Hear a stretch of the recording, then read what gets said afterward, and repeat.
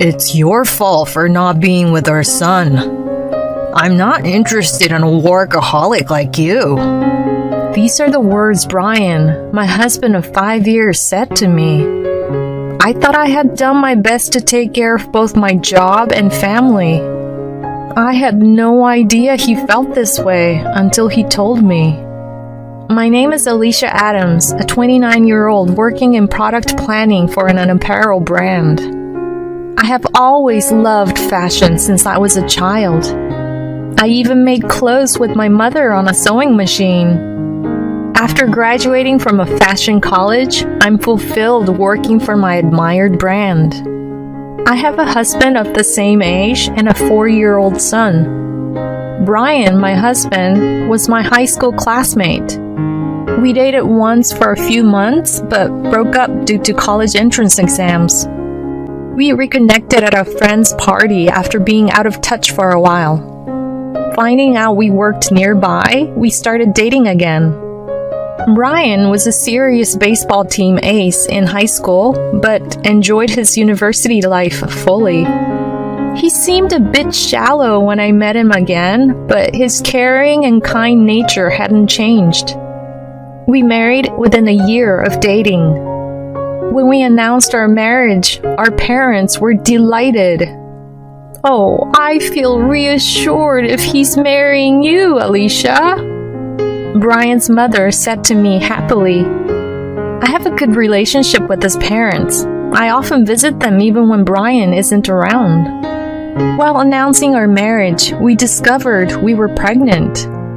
Brian was there for me throughout my severe morning sickness. It wasn't easy, but I worked up to the last minute before giving birth.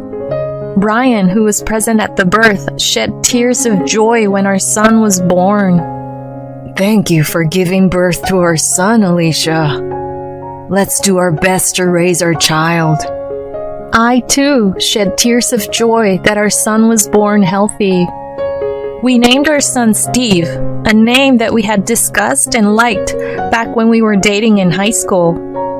After about 6 months of maternity leave, I returned to work. Although my colleagues were worried that it might be too soon, I couldn't stop thinking about work even during my leave. I love my family, but I also love my work. Brian said, I'll help out too, so it's okay. You should go back to work when you're ready. After all, you love your job. I have to learn from you. With his cooperation, we managed to balance our busy work lives with raising our child, and our son grew up healthy and strong. I felt more than happy with my beloved job, my husband, and our son. In my job, I often have to go on business trips. During these times, I couldn't be with Steve, and I always felt bad for Brian. But he always told me, It's perfectly fine. You want to go on your business trip, right? Go ahead. I might have taken advantage of his kindness a little, but I truly appreciated being married to such a considerate man. Whenever I went on business trips, I would buy lots of souvenirs for Brian and our son. Brian was always helping me out, so when I was at home, I wanted him to have time to enjoy himself by going out for drinks with his friends or doing things he liked. There were times when he would stay out drinking until dawn, but I didn't say anything because I was always causing him trouble. I felt that since he let me enjoy my work as much as I liked, I wanted him to enjoy himself as thoroughly as when he was single. Our son Steve was now 4 years old. We may not have had as much time together as most mothers and children, but he always tells me, I love you, Mommy. When I reply, and Mommy loves you too, Steve, my son would smile. These were times of pure happiness. During these times, I was presented with an opportunity to go on a business trip abroad. In the company, only selected individuals are allowed to go on these trips. If I were single, I would have gladly taken the opportunity. but I would be away from home for about a week. This left me in a dilemma. When I talked to Brian about it, he said, That's amazing. It's a great opportunity, isn't it? Go for it. I also asked my son, Honey, would it be okay if Mommy didn't come home for a week because of work? It's okay. I have Daddy and his friend. If I can see you after a few sleeps, I can take it. I wondered what he meant by Daddy and his friend, but I assumed he was referring to his grandparents. Brian told me that his parents often came to our home to help out when I was not around. I planned to bring back a lot of souvenirs for them as well. With this in mind, I set off on my overseas business trip. On the final day, work finished earlier than expected, so I booked a late-night flight and was due to arrive home the following morning. But I realized that if I changed to an earlier flight, I could be home by the end of the day, so I changed my flight details and returned to the US. Wanting to see Brian and Steve as soon as possible, I took a taxi, something I usually avoid, and hurried home. It was a Saturday evening, so I expected them both to be home. I rushed into the house with a ton of souvenirs, expecting to surprise them with my early return. I'm home! I shouted as I entered the house. Mommy! Welcome back! Steve came running towards me. Brian was nowhere in sight. Puzzled, I asked my son, Honey, where's Daddy? He's been out since the morning. He's coming back tomorrow. I was lonely. And his eyes welled up with tears. He must have been very lonely. I was shocked. Steve was only 4 years old. It was too early to leave him home alone, let alone for more than a day. What if something had happened? Steve wouldn't be able to use a phone or send an email. He probably couldn't call for help. Where could Brian have gone, leaving Steve alone? I was full of questions. I also felt angry with him. I knew he probably wouldn't tell me the truth if I asked him directly. So, pretending that I was still overseas, I called him. Hello? I'm coming back tomorrow. Where are you now? Yeah, have a safe flight back home. I'm on a trip with Steve right now. We'll be back home by the time you return. He rattled off lie after lie, as expected. I was disappointed with him and hung up after saying, I see. It seemed he had been about to say something more, startled by my reaction. I hugged Steve tightly. Not only did Brian lie, but the fact that he was ready to leave our son, 4-year-old son, home alone for over a day was unforgivable. Seeing Steve tearful, I thought it was impossible for me to continue my marriage with him. I gave Steve his souvenirs and cooked dinner, and we ate together. Hey, sweetie, do you know where Daddy has gone? I asked him. He answered, He's gone out with Mandy. I didn't know any woman named Mandy among our acquaintances. As far as I knew, Brian didn't have any sisters. Does Mandy come often? I asked my son. She comes to our house a lot when you aren't around, he answered. I was convinced that he was having an affair. After putting Steve to bed, I packed as many of mine and Steve's belongings as I could into boxes and suitcases.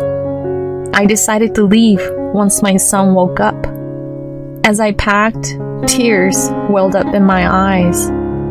Brian didn't contact me, presumably thinking I was still abroad. The next morning, I stuffed the car full of our belongings and went to my parents' house. Where are we going, Mommy? Steve asked curiously. We're going to visit Grandma's house, was all I told him.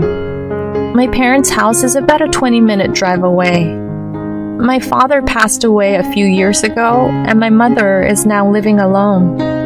She was surprised by the sudden arrival, but after dropping off our belongings and leaving Steve with her, I headed for the city office to get a divorce application. I returned home, left the divorce papers and my wedding ring, and wrote him a note. I cannot stay with someone who makes Steve sad. Divorce me. Wishing you happiness with Mandy.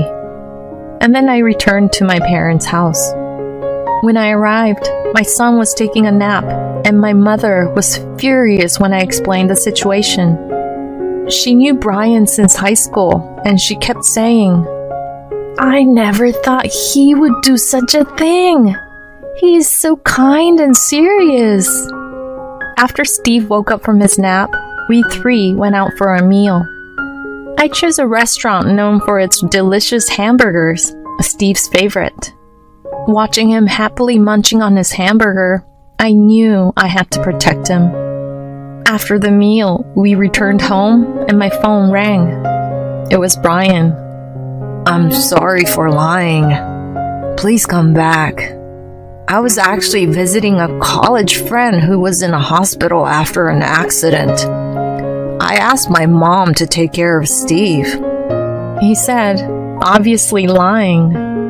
I felt cold towards him, so I played a little mean and asked, Is this college friend named Mandy? He feigned ignorance. Huh?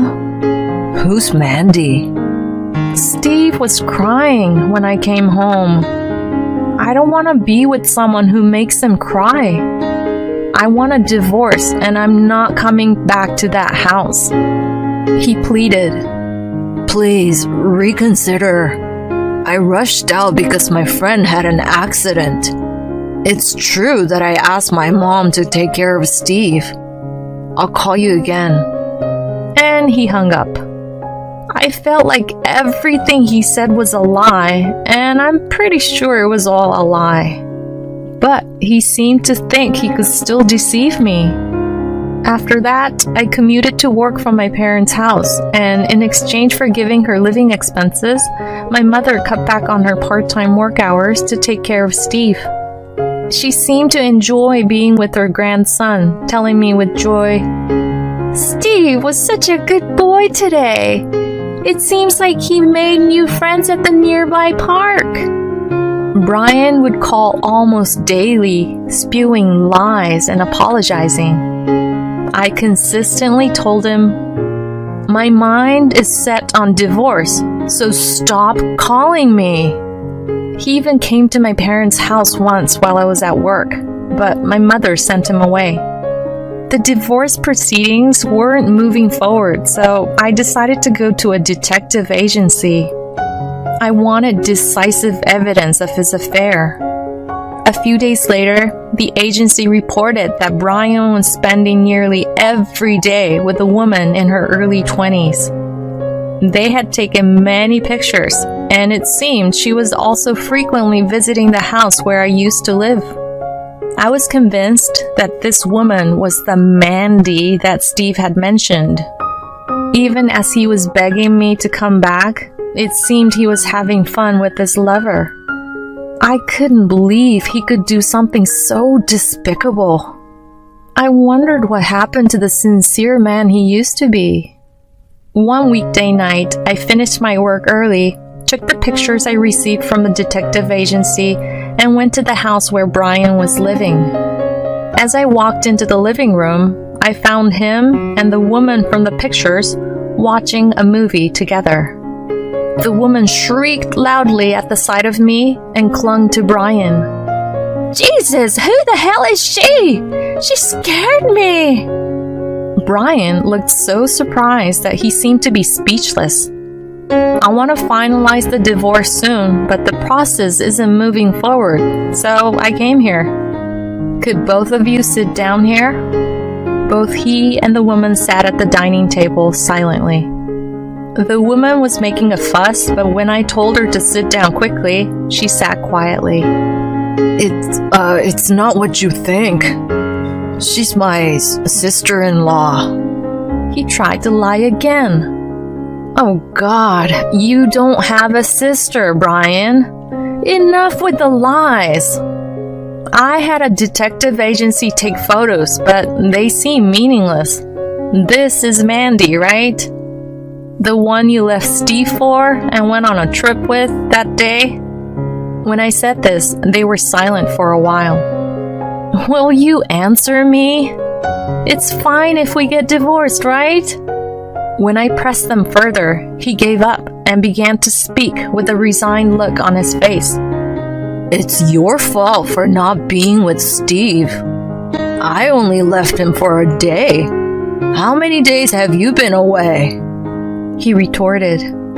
I was genuinely surprised. My work was indeed busy, and I had many business trips, but I always talked to him about them. If he was unhappy, I think I could have cut back on my work. Didn't I discuss it with you? You always said it was fine. I couldn't say no to that. He might have been holding back, but that doesn't justify leaving a 4-year-old child alone at home and having an affair. I don't want him to equate my leaving Steve and his care for work with that. So that makes it okay for you to cheat? To leave Steve alone at home and go on a trip? At my words, he sighed deeply and said, I'm not interested in you, who's always working. She's different from you. She's family-oriented and always puts me first. Steve's even attached to her. I don't mind divorcing, but we'll be the ones to raise him. It's not a lie that I asked my mom to take care of him that day. I also sighed deeply and made a call. Hello? You can come in now. He looked puzzled. The woman was still looking down. There was a few minutes of silence. Then the intercom rang, and I went to the front door to meet her. The one I called was my mother-in-law. When Brian saw her, his mouth fell open in surprise. Tell us, did Brian ask you to take care of Steve that day? When I asked, she said, No, he didn't ask me anything like that. That's what I thought. I can't leave Steve with someone who lies like that. Hey, Mom, I asked you, didn't I? My husband appealed to his mother in a panic. What the hell do you think you are doing? Aren't you ashamed of yourself? How can you lie in front of your son like that? Alicia told me everything. I am not on your side, she stated clearly. Before coming to this house, I had gone to her place, told her everything, and asked for the truth. The mother-in-law, who had experience in raising children and had been taking good care of my son, was quite surprised that a 4-year-old child had been left alone at home, and apologized to me. When I told her that I wanted to get a divorce and asked for her cooperation, she readily agreed.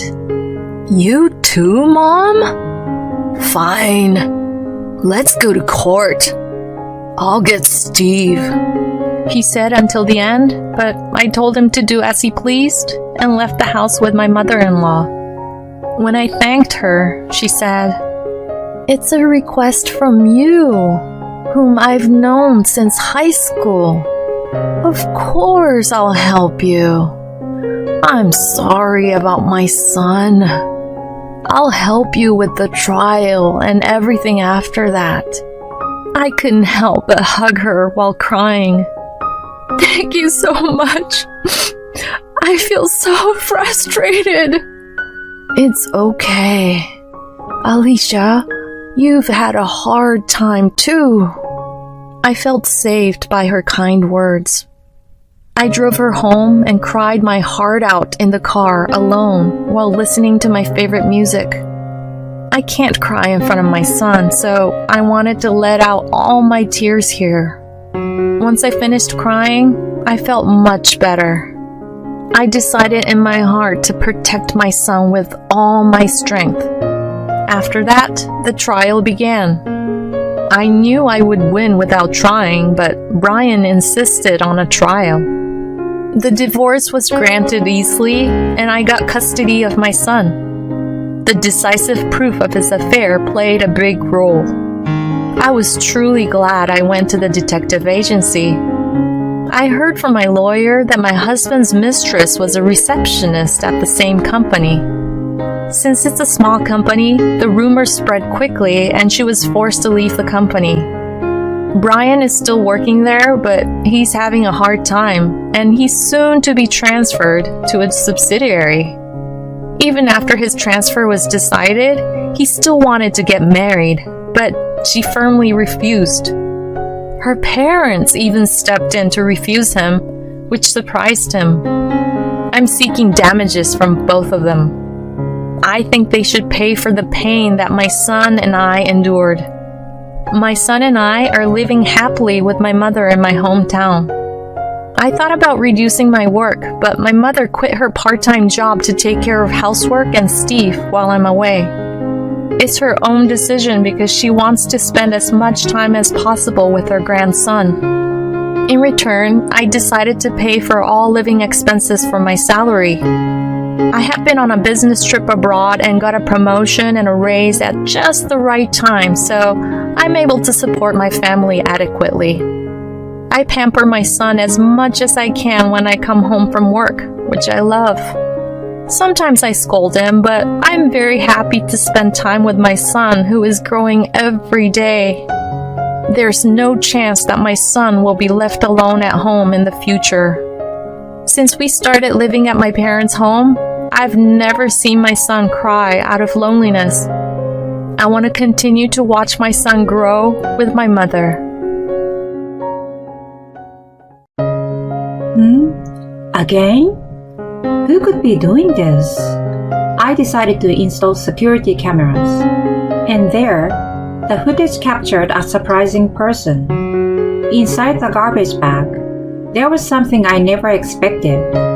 My name is Samantha, a 32 years old office worker. Currently, I'm in a relationship with a man named Joel. We met through work. Joel used to come to the company I worked for frequently for business purposes. He was friendly and sociable, so he often talked to not only the assigned staff, but also other employees, including me. He even invited me and my colleagues to a drinking party. Through that drinking party, I exchanged contact information with him. He was very interesting, and even before we started dating, we exchanged messages almost every day. After that, we started going out for drinks together. He had a cheerful and lively personality, but when we were alone, he would become a bit more calm, and I found myself more and more attracted to him. And one day, he confessed his feelings to me. I want to date you with marriage in mind. I was extremely happy to hear that. The fact that he mentioned marriage as a consideration showed that he was serious about me. Of course, the answer was yes, and we started dating. Our relationship with Joel began, and it was a lot of fun. He knew various dating spots and came up with different date plans for me. Thanks to him, I was able to have many enjoyable experiences and discover new things even in places I thought I already knew. We continued our relationship smoothly from then on. Around 2 years into our relationship, Joel proposed to me one day. I want to be with you every day for the rest of my life, Samantha. So, will you marry me? Yes, I will. Thank you. And so, we decided to get married. I went with him to his parents' house. Nice to meet you. I'm Samantha. Hi. Good to finally meet you, Samantha. His mother seemed like a kind person. His father had already passed away due to illness a few years ago. What made you like Joel? She asked me that question. I think it's because he's kind and funny. Yes, indeed. Joel is good at talking, isn't he? Just like a salesman, I suppose. Oh yes, I can see that. He's doing a job that suits him well. What with you too? You don't have to praise me like that. The introduction went smoothly and was quite enjoyable. It seemed like I wouldn't have to worry much about issues with my mother-in-law after marrying Joel. Also, I didn't know this before, but my house and Joel's parents' house were very close to each other. If I had known it was this close, I would have come to visit earlier.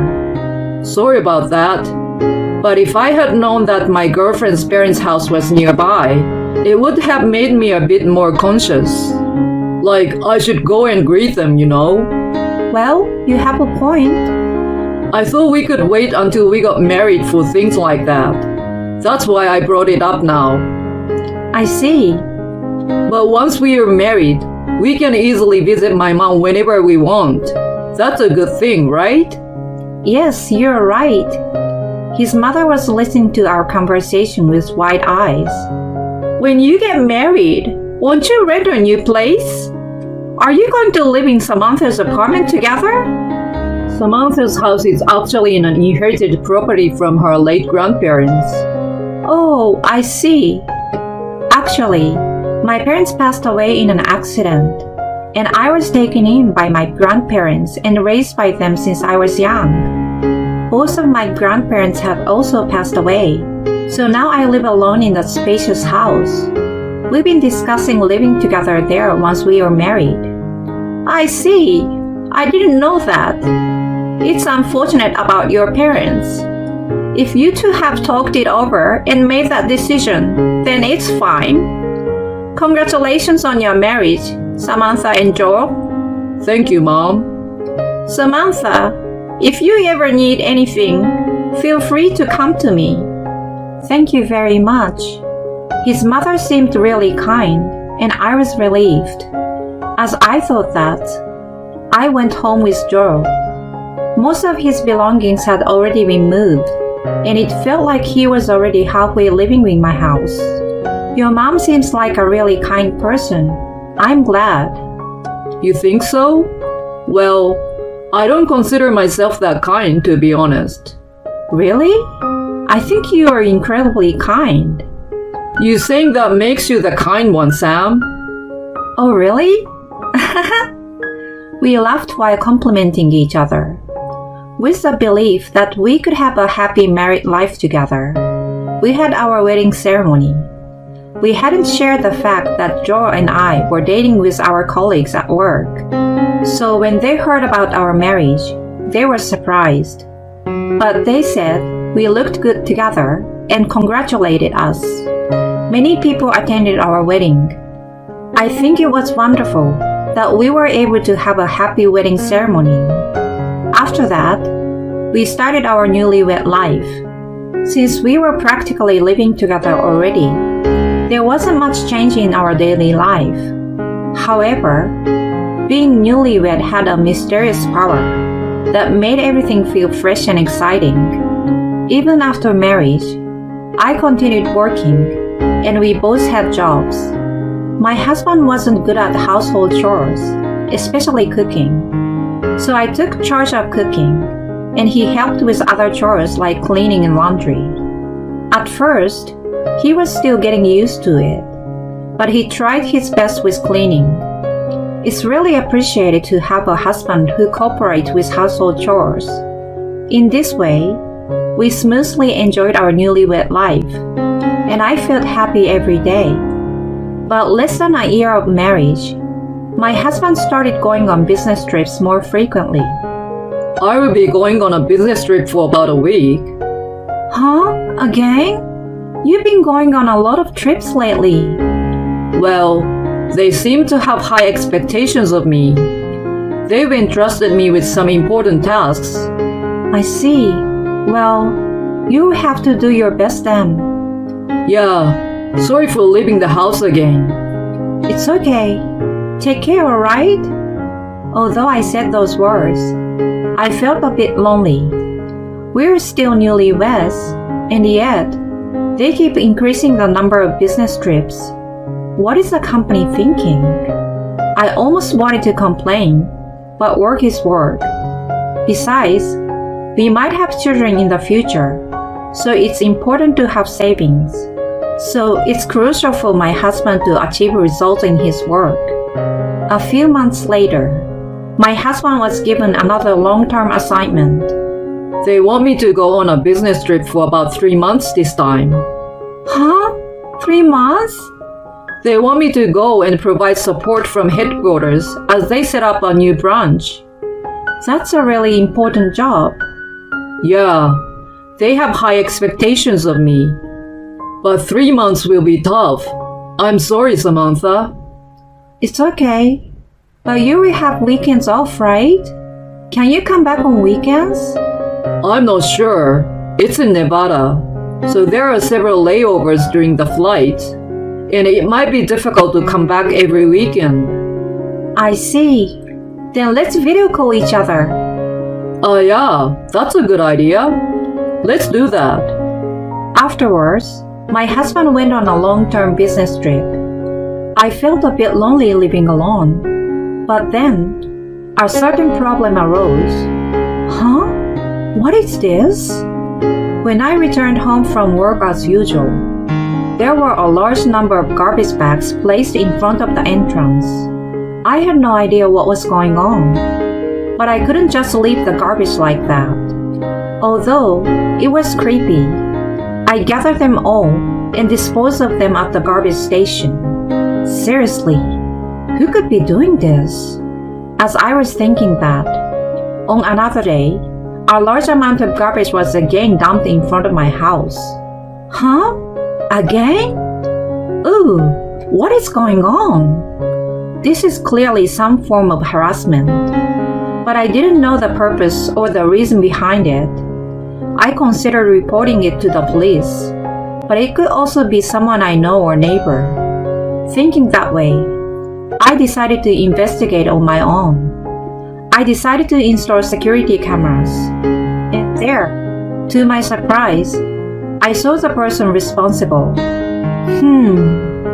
It turned out that it was my mother-in-law who was dumping the large amount of garbage bags. Why would my mother-in-law do such a thing? From then on, the garbage was repeatedly dumped in the same manner, and it was always my mother-in-law. Why would she do something like this? I couldn't understand why my mother-in-law would engage in such harassment. I grabbed the garbage bags and immediately headed towards my mother-in-law. Oh, Samantha, what's the matter? What exactly is going on? Why are you dumping this garbage in front of my house? Well, it's for the purpose of harassing you. To my surprise, my mother-in-law boldly admitted to it. Harassment? That's terrible. Oh, stop being so annoying. I've never liked you from the start. What do you mean you've never liked me? Have I done something to inconvenience or offend you? Why do I have to hear such things? As I trembled with anger, my mother-in-law handed something to me. It was the screen of her smartphone. Huh? On the screen, there was a message that said, "Look inside the garbage bags." I was puzzled as I opened the garbage bags, and inside the bags, there was something I never expected to find. This is... Samantha, that's enough. If you have time to bother me, go home. I followed her instructions and immediately returned home. Inside the garbage bags I saw, there were photos of my husband. My husband was having an affair.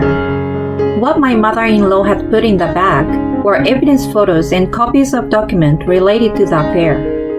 And she did all of that to make me aware of it. But why would she choose such a method? It bothered me, but I couldn't find an answer no matter how much I thought about it. First and foremost, I needed to prepare for a divorce from my husband. I immediately consulted a lawyer's office. The lawyer assured me that with this much evidence, there shouldn't be any problems. That gave me some temporary relief. Then, I received a sudden call from my husband. "Hello, Joel. What's up?" While surprised that he was calling me instead, I answered the phone. Samantha, are you okay? I was just wondering if there was any conflict with my mother. I couldn't believe my ears. Why? Well, as long as there's nothing, it's fine. I stormed into my mother-in-law's house and confronted her, but I didn't tell my husband about it. Yet, why would he make such a phone call? Could it be related to my mother-in-law's roundabout ways of doing things? If she wanted to inform me about her son's affair, she could have directly told me. I had a hunch that something was going on, so I came up with a plan. Like my mother-in-law, I placed a garbage bag in front of my in-laws' house. I put a note inside, specifying that I wanted to meet and talk directly, along with the location and date. I hoped that my mother-in-law would come. With that in mind, I waited at the cafe I had designated. And then, my mother-in-law appeared. "Samantha, you!" I had a feeling that something was going on. There are things that we can't talk about in each other's houses, right? Like being secretly watched by Joe. As I said that, my mother-in-law's face turned pale. "Please don't worry. Thanks to that, I've been able to proceed with preparations for divorcing him. So now, I want to help you." As I said that, my mother-in-law burst into tears. "I'm sorry, Samantha. I've been threatened by that kid." When I heard the details, I was shocked. Apparently, my mother-in-law found out about the affair before I did. My mother-in-law tried to warn him, but he didn't listen.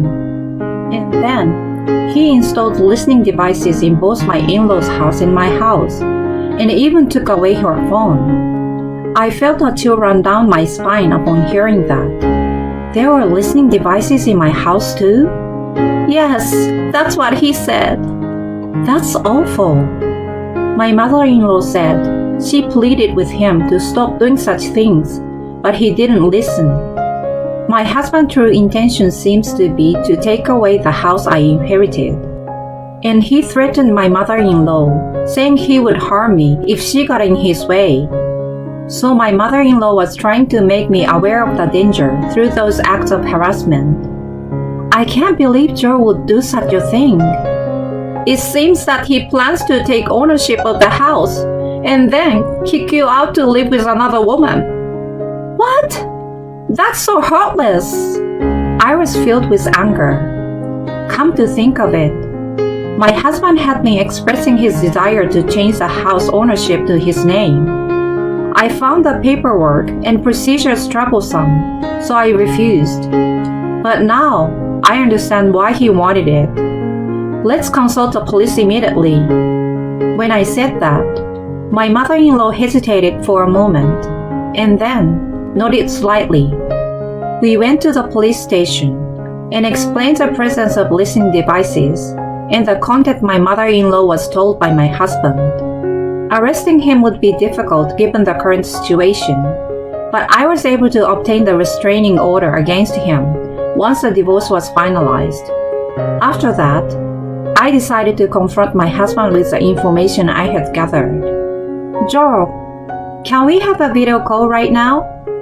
I sent a message to my husband, who claimed to be on a business trip during a certain holiday. But as expected, he said he couldn't do a video call. Why?